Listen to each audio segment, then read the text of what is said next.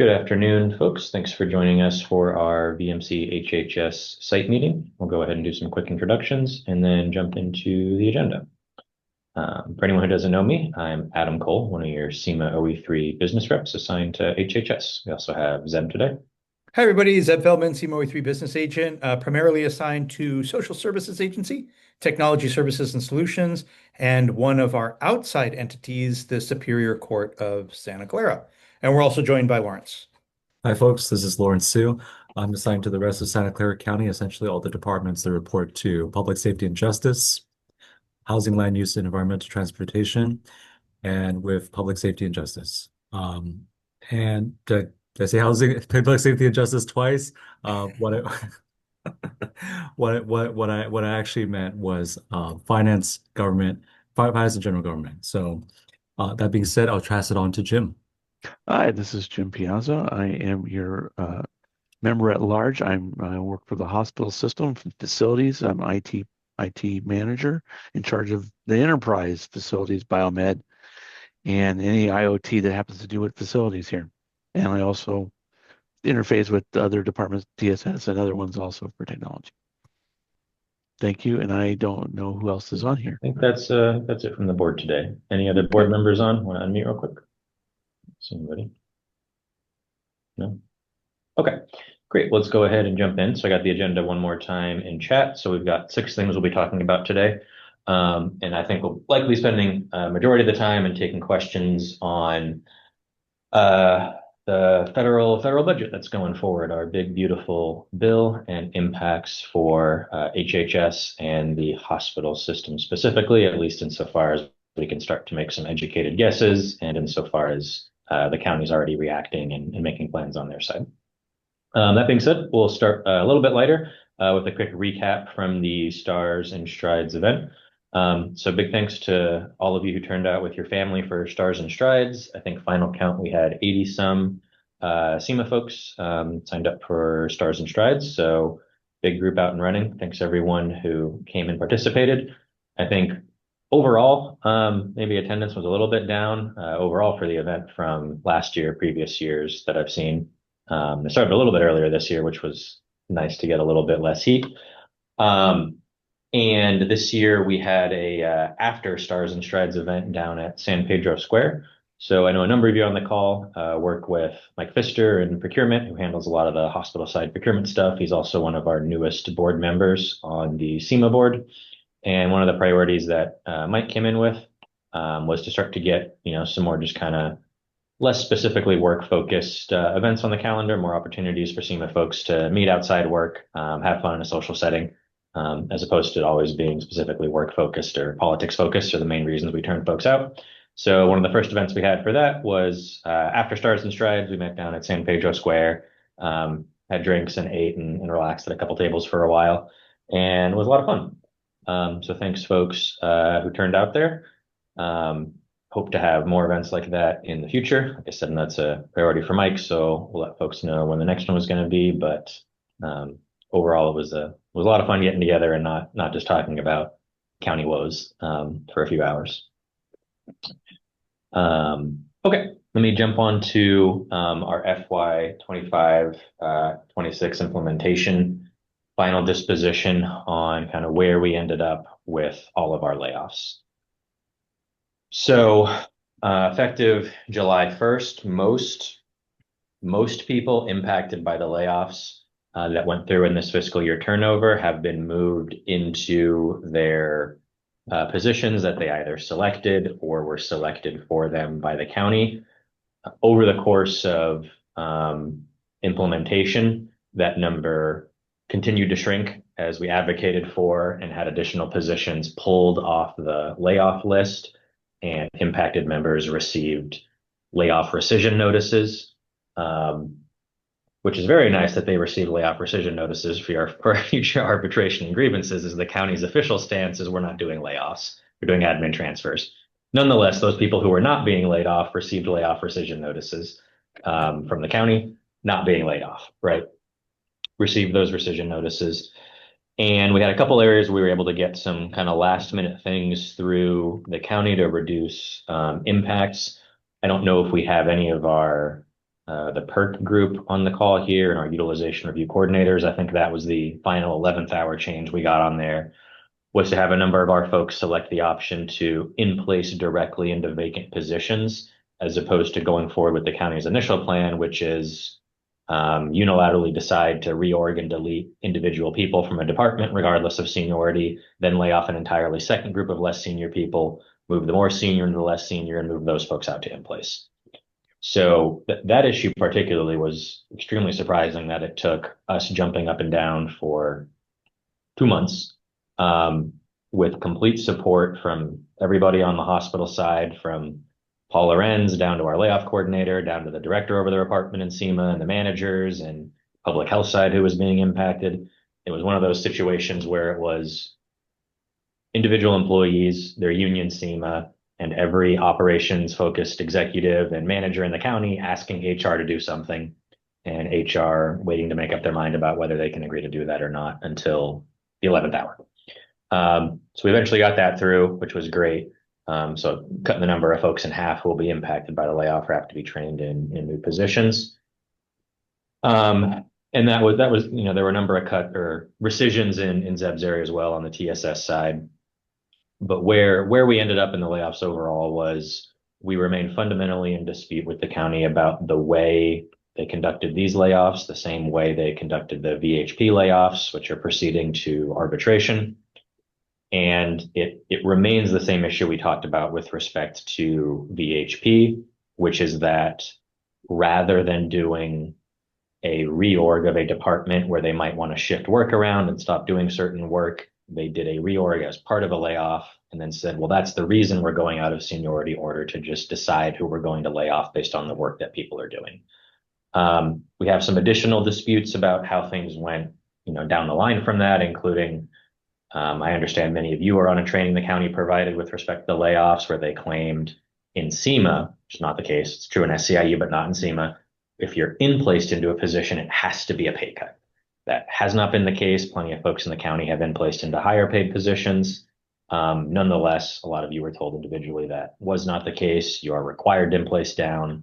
It's not the case and never was the case. So myself, Zeb, Lawrence met earlier today. We're finalizing a second grievance, which will get launched about the current layoff practice. We'll see down the road if there's an interest from the county to combine that with the one that's now already at arbitration with respect to the VHP layoffs, given that it's a lot of the similar issues. The county may not want to. It's not extremely important, I would say, to SEMA whether they get combined or not. The VHP one was a little bit more straightforward. There's frankly just more and worse practices in how the current process went forward countywide as opposed to the VHP specific one. But that will continue moving forward through the process. In the meantime, all those kind of individual solutions I was speaking to, the various rescissions we got in places where we lobbied the board, each of those where we reached an agreement with the county, we would characterize it as a one-time, non-precedent setting agreement about just something we're doing in this case to mitigate the impacts of how the counties decided to go forward with layoff language. And while we're in dispute about the process, we still absolutely wanted to get folks landed in the best place possible, have the impacts reduced to the degree we can, and have as many layoffs rescinded as possible. So I think we were largely successful in all those areas. And the agreements that were reached don't stop us from, still pursuing a grievance up to arbitration and trying to get some clarity on the language. In the meantime, Zeb's been meeting with a group of SEMA folks, a couple from the hospital, some from VHP I see on the call and around the county as well, putting together what we've talked about, which is a new version of SEMA's layoff language. Dave Hebner, the head of VSA, and his team continue to say they're interested in bringing some clarity to the places where we have disputes in the layoff language. However, we've been hearing that since February when we raised this with the VHP language and have not substantively seen any concrete steps on the county's part to actually do that. So it remains an option for us to open up the contract specifically to get to what SEMA's mind would just be a better version of the layoff language that also provides clarity members and provides clarity between us and the county about how this process should go. Um, but if the county's unwilling to settle the issue, we need to keep the pressure on them and just move forward to arbitration and have an arbitrator's ruling, which we feel reasonably confident in. It's always a bit of a coin flip, right? But we feel reasonably confident, quite confident, not reasonably, quite confident in our layoff language and interpretation. I was going to say, Adam, I feel extremely confident. I never guarantee, you all know, I never guarantee an outcome of an arbitration or personnel board ruling or a hearing or anything like that.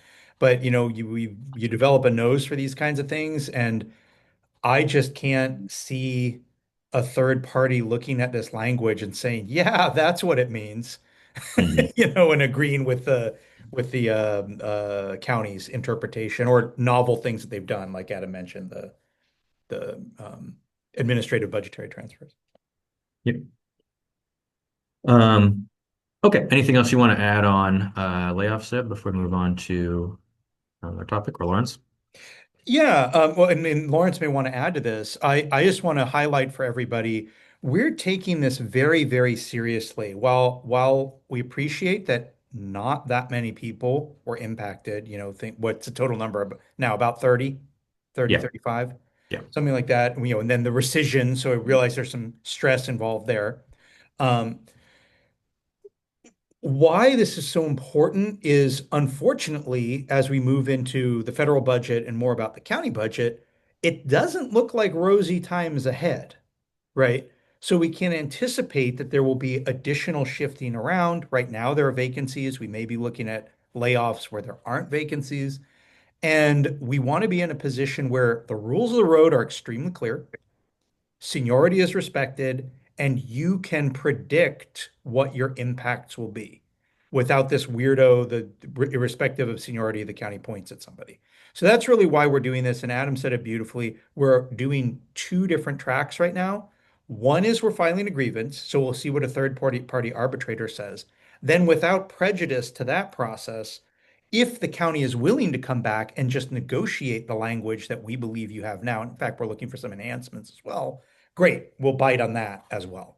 But that won't prejudice the other. So we're going both tracks, a political slash negotiation track, and then an arbitrator. Look, this is what the contract language actually says track. Yeah. Yeah. Okay. Um, well, let me jump on. I'm not seeing any questions in chat. If you guys have questions, we got, well over 200 folks on, so please put any questions you have in chat and we can get to them. Um, okay, let me move on to the next topic that we have on the agenda, which is um, not not one that I'm happy to be bringing to folks and sharing.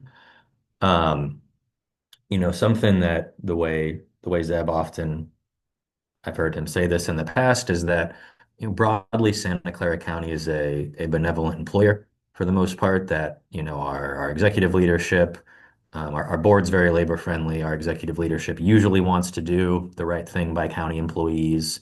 And where there's folks, being significantly negatively impacted in their employment, um, that it's usually a result of not following appropriate policies or practices, or kind of a one-off issue with an executive or a manager somewhere, and not larger structural issues with the county as an employer.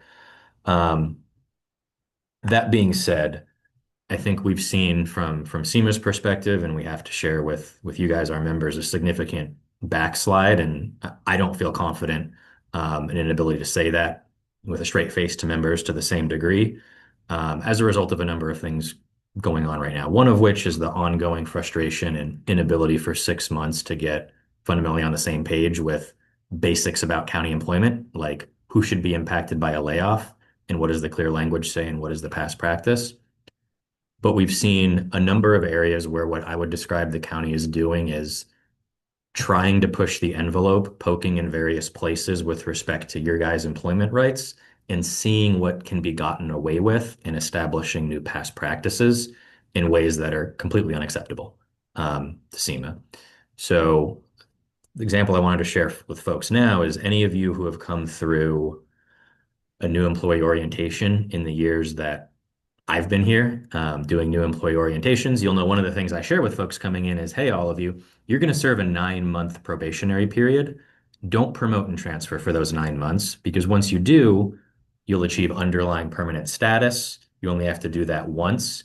And then when you go on to promote or transfer in the future, as on a subsequent probationary period, you've got a right to return to your old classification. You still have due process rights. You're not prioritized for a layoff, et cetera, et cetera. That getting that underlying status is what, in essence, makes county employment usually a safer bet, right, than working in the private sector, that you've got some rights to a position here in the county. And that you don't jeopardize those rights at that point by going on to promote or transfer. Towards the end of last year, we had the county make an initial move with one of our managers over in public safety and justice who had promoted up to try to push back on that and say, hey, we are going to treat people who are on subsequent probation as if they're on a new probation. And if we have a concern with performance, attendance, what have you, we don't think you're entitled to progressive discipline. We don't even think you're entitled to a Skelly hearing. We think you're entitled to get a letter from us that says you're fired effective immediately. And if you'd like to go contest this to the personnel board, we're granting you that you have that right. By the way, there's a 2-year waiting list to get to the personnel board right now. Maybe a year and a half, but something like that and change. That was the first time I'd ever seen that last year in Lawrence's area. And we came to a one-off individual solution for that particular member who we obviously won't identify, and hoped that was going to be the end of it. However, we just saw the same thing come out again from Health and Hospital, specifically from Santa Clara Valley Healthcare. And it's, as SEMA and as managers and as your union reps, we appreciate that, you guys get direction from ESA on HR on what the rules are, and you guys execute accordingly on that. So, we don't have a frustration here with the individual managers, where this happened. But the end result is we had a member who'd been with the county for a number of years, had passed initial probation, had achieved underlying status, who was on a subsequent probationary period in a new position, who was summarily let go the same day that that person received a letter with no right to a hearing, with no progressive discipline over an issue that any one of you, if it had been in your area for a permanent employee, would recognize maybe this person's getting a coaching. Maximally, the issue we're talking about could be a letter of reprimand. And that was escalated immediately up the chain of command in labor relations saying, hey, when someone transfers or promotes, they don't waive their constitutional rights to due process, which includes having a Skelly hearing, which has been expanded into the law to mean you have a right to due process. That includes progressive discipline. Our members don't waive that when they promote or when they transfer after achieving underlying status. And county, if you persist in saying that they've waived those rights, we have to notify all our members that even if you're not doing that in every single case, that you've asserted you have that right is one, unacceptable, two, illegal to our mind, and we'll be taking this issue up to PERB. And I think getting a very clear decision on this.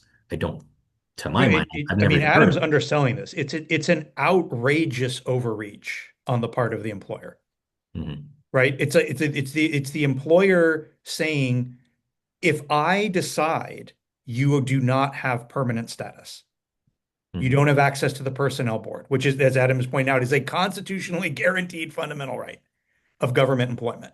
So it's really outrageous. It is outrageous. Sorry, Adam, go ahead. Yeah, I think so. And moreover, what I remain baffled by is that, simply providing someone appropriate due process is not a huge hurdle for the county to get over.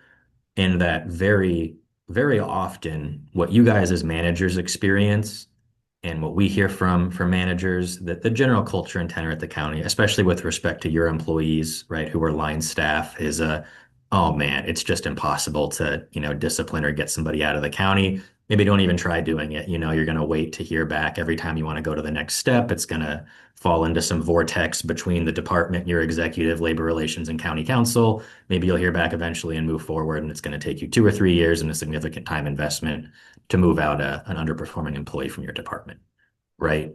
And One, I would disagree with that perspective, having been on both sides of the table over the course of my career, and that's an unacceptable delay and level of support that you guys get from ESA and HR to deal with issues in your department.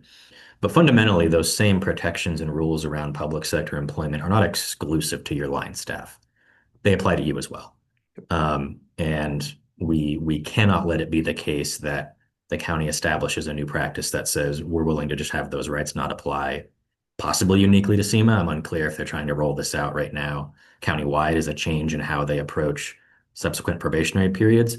But because of the nature of it as the management union, we are just fundamentally the one who's most likely to be transferring and promoting around the county, as you guys have been and continue to be successful in your careers and move up the chain of command. So it's something that specifically impacts us. And we hoped and we tried to address it. Hey, this is bad operationally for the county if you're disincentivizing your folks to promote. So it just seems a fundamentally confusing stance for the county to take. But we've tried repeatedly to resolve this issue amicably. We tried to resolve it a year ago and didn't get a general understanding on it when it happened in public safety justice, just a one-off solution for that member. So like I said in the beginning, we're in the unfortunate position now of having to share this with you all. It's not something that we're seeing in every single case, but it's an ability the county's trying to establish for themselves as a past practice that they are allowed to do. It has not happened in the past, and now is the time for us to fight it and ensure that it doesn't become an acceptable practice here in the county. Is that anything you want to add in on that, or Lawrence? Just the gravity of this if we let it stand, right? Imagine, a lot of you supervise hourly employees. Imagine if the county said, guess what? Whenever an hourly employee, when I point to someone and administratively transfer them, they just waive their rights to overtime as an hourly employee. You're just like, wait, what? That's not a thing. That can't happen, right? And the county's just asserting that it does. So it really is phenomenal, and it needs to be squashed. And we're taking the steps to do that. And to Adam's point, I think the county is behaving this way as well with regards to the layoffs, is that it just finds adhering to the contract and the law inconvenient. So it just goes around them and says, okay, make us do this. And that's both a lazy and troubling development with ESA.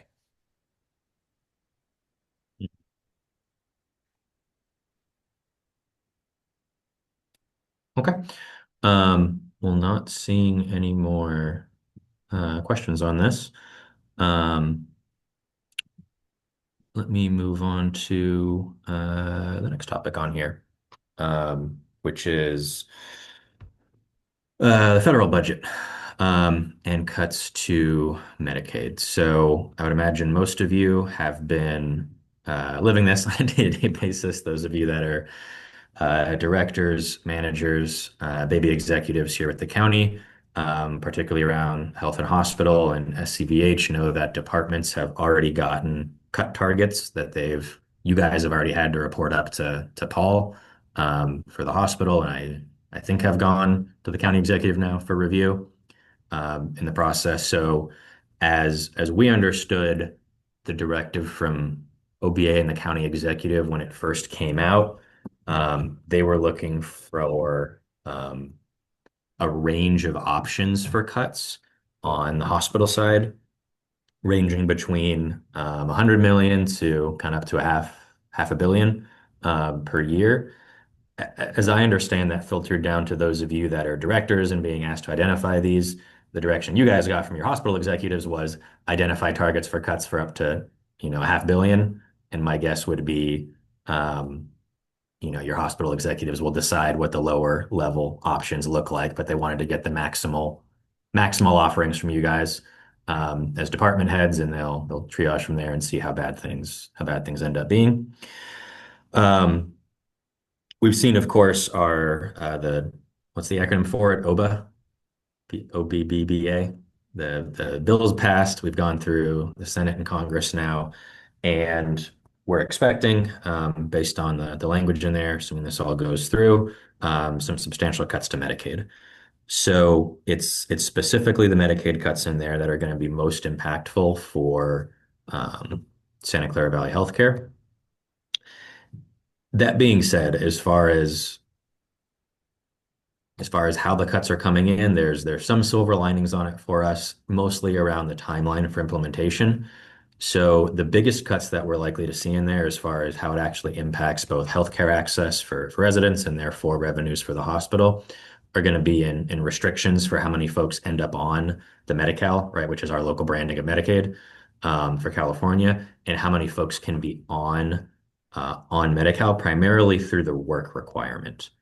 So the requirement in there is that individuals have to work at least, is it 80 hours a month, volunteer 80 hours a month, or have some particular exceptions, caring for a young child, those sorts of things. There was an analysis done by the Congressional Budget Office, CBO, which identified was it around 10 million, I think, people are expected to fall off the Medicaid rolls nationwide as a result of the work requirements. Those of you that care a lot about, healthcare access, for those who most need it, know when this has been tried in other areas. I think Alabama rolled something out like this in the past, and that the largest impact is not from people who weren't working or didn't have a qualifying reason to not be on Medicaid, but just simply adding the hurdle and the paperwork and the process to remain on the rolls is where you lose the most people off of Medicaid. That being said, the implementation for this is for 2026. By the end of 2026, I think, for the work requirement.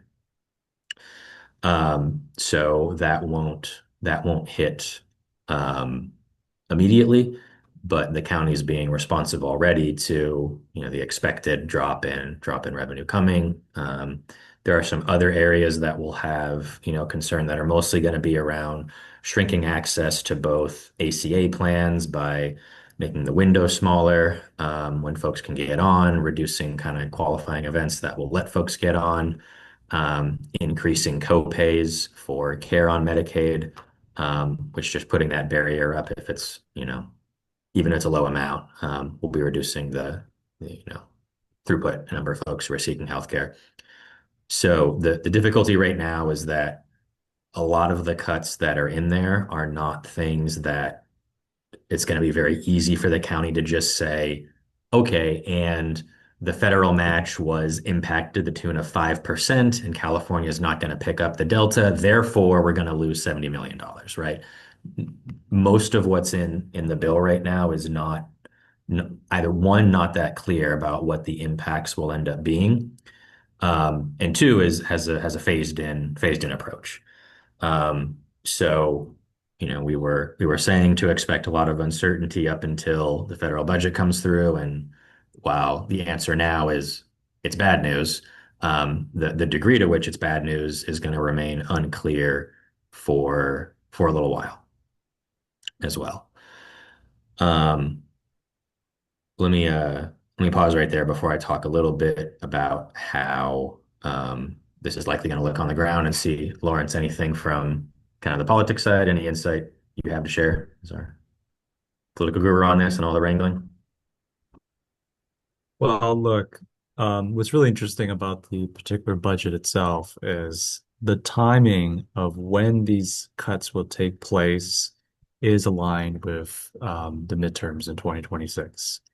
And when the sheer brunt of it, when Democrats are going to try to campaign on when the hit's going to look like, I don't know exactly how effective it's going to be. So really, this just goes to show that, who we elect really does have phenomenal impacts on budgetary decisions at the largest level, and it trickles down to the local level. And in fact, I think later today at RMC, there's going to be a town hall where you're going to hear from Paula Renz, James Williams, and Greta Hansen to talk about those impacts specifically for the health and hospital system. And so I'll be attending and, hear what they're going to say a little bit more from that perspective to the public. Mhm. That meeting is after hours. Is that correct, That's Lawrence? correct. Yeah.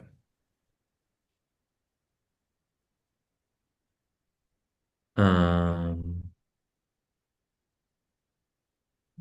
Let me look through the questions real quick in chat. Not a ton. GM has a comment there, Ed. Yeah. Yeah, so we got a question in chat here is at what level will SEMA managers be engaged with the development of budget recommendations for cost savings? And as with every time, that's going to depend a lot on your local executive and the degree to which they involve you guys for impacts and for where there's ideas for savings or increased revenue. The communication down from the senior executive level, right, from Juan and Gloria and Paul and Nari has been we want all of our managers engaged in identifying ways to save revenue, places we can cut and ways to increase revenue. Beyond that, what that ends up looking like at your local department level as a manager it's going to depend on your executive. That being said, the direction to your executive from the senior county executives is engage your managers, identify all opportunities for, where there's opportunities for savings that make sense, where we can afford to cut and where we can increase revenue. Yeah, a comment there from ambulatory saying Sonia's kept senior leads over there involved. Yeah, Sonia's a great boss to work for and relies a lot on her very capable senior SEMA leadership. Okay. Okay, so let's talk a little bit about what this is going to look like for the hospital budget for the foreseeable future and impacts on those of you that are working in health and hospital and Santa Clara Valley Healthcare specifically as the most impacted. So after the last round of budget cuts, there remain over 1,000 vacancies around the county. So we talked a lot coming up on the last budget cycle that, hey, the budget's not as bad as we were worried this time a year ago. It's not as bad as it ended up being for the fiscal year 25 to 26 budget. And we say that because while there were 30 odd, like Zeb said, filled SEMA positions that were being cut, there were many departments around the county that didn't have to cut all of their vacant positions. If folks remember during the first year of COVID when we had those big layoffs there in the VSIP, that budget was like, and all the vacancies are gone, right? Kind of a fell swoop. Not literally everything, but we had fewer vacancies after that than we do now. Now, obviously, things rebounded very quickly during COVID, right? We printed trillions of dollars, and things went well for a while. But we're in a better position right now with regard to where the county still has flexibility in the budget to cut additional vacant positions before really just cutting at bone and muscle. And we mean filled positions by that, which is what a layoff is. So there's still a good number of vacant positions in the county budget, both at the SEMA level for management positions, at executive level, and down at the line staff level. So for the next round of cuts that comes up, we'll talk a little bit about where that might land. We'll expect to see another deep cut to county vacancies. My best guess right now is that we'll end up after another round of cuts similar to where we were after the VISA COVID era cuts, which is, few if any remaining vacant positions in the county other than real critical ones. And possibly we're looking at cutting some number of filled positions again. But in a next round where we're doing that, there will remain vacancies for folks to look for. So we talk about a lot when we're coming up on layoffs. There's a predictable number of steps the county goes through as a budget picture worsens, right? First, you see hiring freezes go out. You see an approval process through FERC and things like that to get positions approved. You see a cut of mostly vacancies. We saw that last year. You see a cut of some vacancies in filled positions where they're now. We'd expect to see another round of cuts that really hit vacancies hard and then tighten the belt as much as possible on our contracts for services and other areas. That's likely what a next round of cuts looks like. And then if things continue to get worse after that, we'll have visibility on it coming down the pipeline. But that's where we'd start to look at, a similar situation to where we were in after the '08 recession, right? Where we'd lost our vacancies and then it was time to cut more positions. And that's the point at which SEMA would jump in and start looking at other options with the county to avoid a situation like that. So the last time we had the VISIP, right, and we avoided layoffs that way by incentivizing folks to retire early or leave. Those of you that have been here over a decade will know we've done things like furloughs in the past. We've done voluntary furloughs more recently over at our court unit to achieve layoff protection. Um, we're not there right now, though. Those measures, things that save the county money in a tangible way by fundamentally cutting costs for the county, right? Which would be like furloughs or folks retiring and then deleting those positions when they're vacant. Those are steps that we look at to avoid layoffs in which people are going to go out the door, right, and lose their jobs. We're not going to come to you as the SEMA membership and say, sorry, Nelda, I'm picking on you because your name's at the bottom of my chat. Hey, Nelda, how do you feel about taking a 5% furlough next year to avoid people shuffling around the county as part of a layoff? That's not a reasonable ask to our mind. It's not something we're going to bring to you.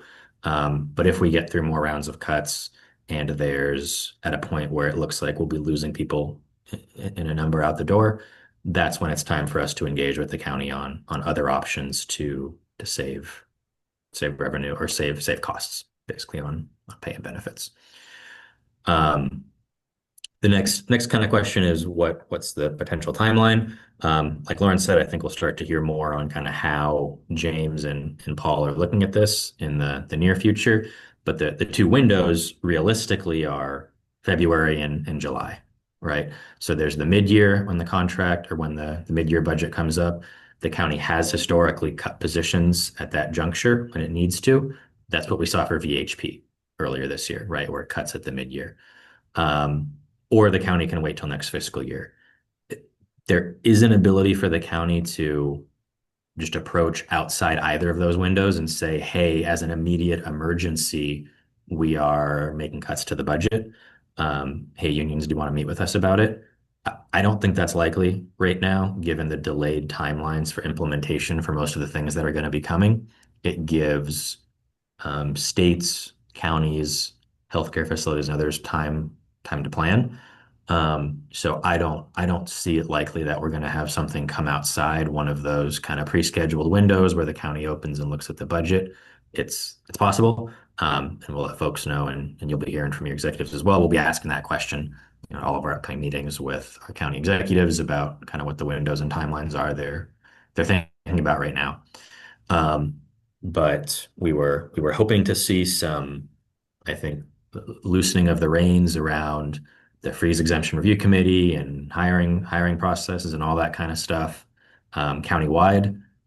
I think that's even for those departments that are looking pretty rosy right now on their budget, and we have departments like that, mostly outside health and hospital, right? I expect if there's any of you on the call from those areas, the county is likely still going to be keeping a lot of from the CEO's office and OBA a lot of controls around the hiring process, anticipating cuts later this year or next year to maintain those vacant positions for folks who may need to be claiming them. So likely more of the same with regard to the difficulty for getting your positions filled and hired right now. We got a question in chat from Gabby. Is it an option to roll back salary increases to forestall layoffs?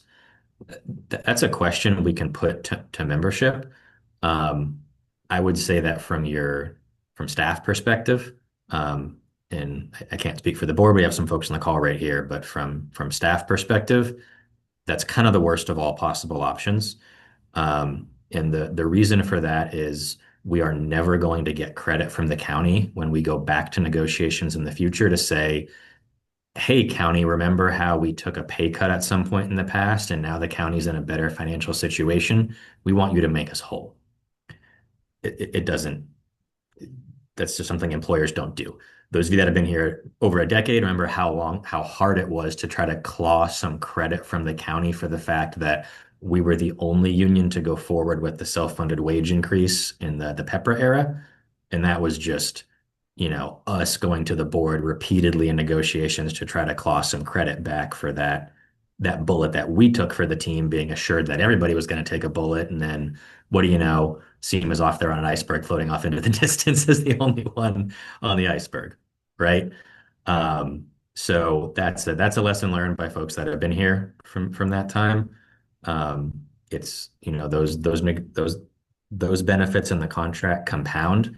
They're a benefit to you, but they're also a benefit to the future of SEMA, right? And there will be permanently lower pay rates for the rest of time for everybody in these positions if we forego wage increases. Um, there's other things that we can look at before we get there, which would include things like furloughs. We can push back wage increases, right? Which is an option as opposed to just foregoing them. Still not a great option. But agreeing to open up the contract and negotiate out things that were bargained in does permanent damage to the unit, in a long-term way that we all, including everyone here, need to be stewards of these positions in this contract for those that are going to be doing these jobs in the decades to come. And it's certainly something that, all of the staff, and I'm not going to speak for the board, but I can just say that the board has expressed support for this in the past, which is that we are very intent upon polling you all as our members as the situation develops. If we get extra fund expected funding, we'll poll you as to how you want us to use that. If we get extra cuts, we'll poll you as to how we want to address it. In years past, the SEMA membership has clearly and loudly said, I prefer a temporary solution to a temporary budget problem, meaning furloughs, VSIP, incentives to leave, golden handshakes, whatever those might be, a voluntary reduced work hours. Historically, doesn't mean that's what's going to happen in the future, but pretty overwhelmingly, historically, in these polls, also SEMA members have said, I don't want to follow in the city of San Jose's footsteps, where they took big time cuts in the subprime mortgage crisis, and then it took them 8 years to get back to where they were in 2010. So they in 2018 they were just recovering from the pay cuts that they had taken from 2010 through 2012. And we recovered the next year because our furloughs got rescinded. We tethered our absence from work with the employer's desire to have us back, right? Because they want us to be at work being productive. And that made for a nice marriage. So I think the narrative too is pretty clear in my mind. Again, we'll do what the membership wants. But in my mind, a temporary solution to a temporary problem makes sense, right? And it's not like Santa Clara County, to use Adam's term, it drifted off on an ice flow, right? It's that, hey, look, there's this budgetary problem in the federal level. There's an economic, whatever we want to call it, hiatus, downturn, um, which is schizophrenic in how it's being implemented throughout the economy. That's not a permanent status, right? Whereas it would be permanent if, like, there was an earthquake and everything got flattened, and then like half the tax base moved to Missouri.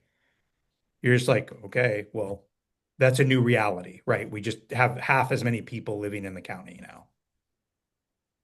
Mhm. But you have our assurance and my assurance that we will be polling you. This isn't a decision that we'll make in the vacuum. Mhm. Okay. Um, So additional impacts and things we're expecting to see for the coming year, particularly for those of you in and around SCBH, but also health and hospital. It's going to be a lot of attention on those areas that are, the historical large revenue producing areas for the healthcare system. Um, I see Xenia as a something she's sharing in chat there.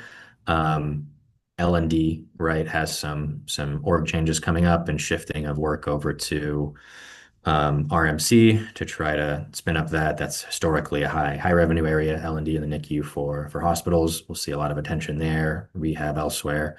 And then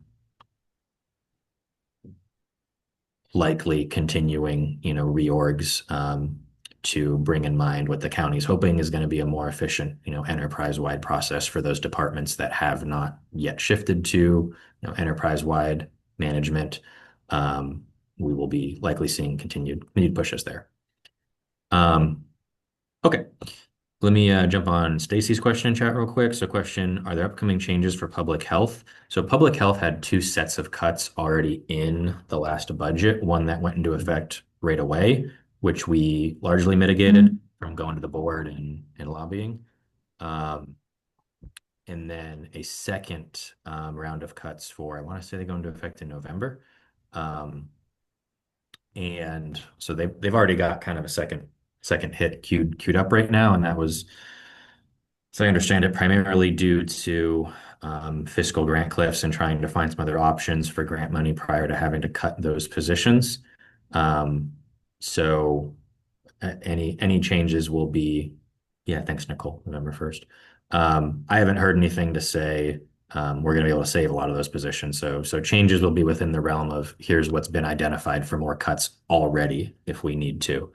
And the timeline from the county to really make a decision on that's going to be October to start giving appropriate notice. But I'm assuming right now, most of those are going forward, if not all of them. Okay. Zeb, do you want to share a quick kind of after report from the PD event? I was out in the hallway for most of the event, signing folks in. Do I? Okay. Well, I think Lawrence was in the room for mo almost all of it as well. So yeah, we had a great event over at, and I'll explain what I mean by great. I don't just characterize every event as great. I think we had a great PD event over at the Holiday Inn right off First Street here, close to 70 West, and also our office. We had SEMA members attend, and it was a "What's your why?" as well, which means like what motivates you at work in your personal life, um, outside of your family, perhaps. And then also after that, there was a kind of guided vision board, I think we can say. Um, and so Look how handsome that guy is. people, wow, wow, Adam. You're referring to Jonathan, right? Yeah, yeah. And so this was something that everyone was able to participate in, crafting their own vision board. And some people, I had to leave at about 1:30. You can see there some of the documents that people were making their own vision where, you're saying, here's what I want to achieve, here's where I want to travel, here are my fitness goals, and so on. And so it really got a lot of participation from people. And even though the event wasn't scheduled to go that long, people were staying. The report that I got was until 2:30 to make the vision board. Oh, thanks, Mary. It looks like you were in attendance. So people were having a lot of fun with the vision boards. And some people like our former board member Lawrence Michael, you can see pictured there blurrily behind Dolores, with the beard there in the background and appropriate summer attire slash retirement attire, was he actually was doing it digitally using an app. So a bit different people were participating in different ways, and it was I thought a really compelling event. Did you have more to add to that, Lawrence, being a fellow resident of the room?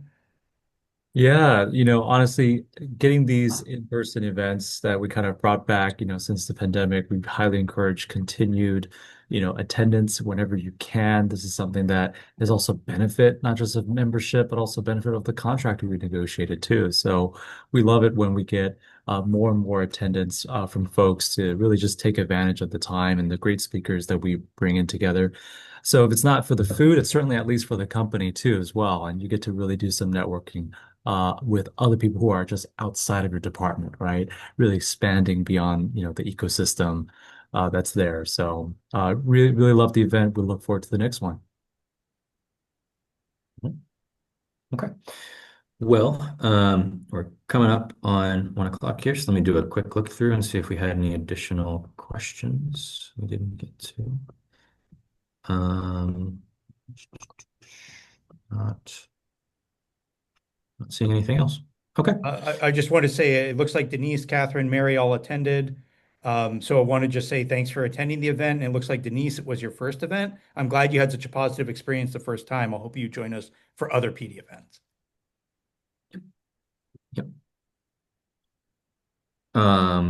Yeah, and then the last question here from Aaron, is there any work on some of the reorgs that are happening under the guise of layoffs? Yes, that's the fundamental conceit of the grievances that we're moving forward, is that the county is not allowed to do a reorg as a layoff. That those are two separate and discrete events that need separate notice. You can't just say, I'm reorging away the transfer center via layoff. All these high seniority people, for example, are being noticed for layoffs. So that's the fundamental disagreement we have.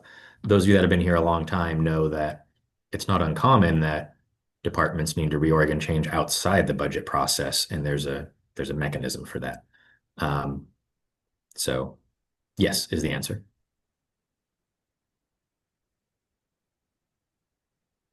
And where that is happening, for example, in public health, we got some DEH folks coming over. We're meeting with the county about those impacts and those changes where they are following the appropriate process.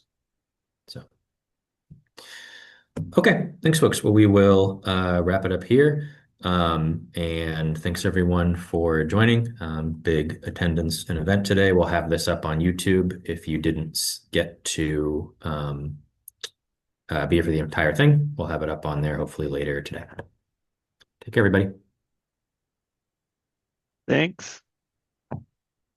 Thank you.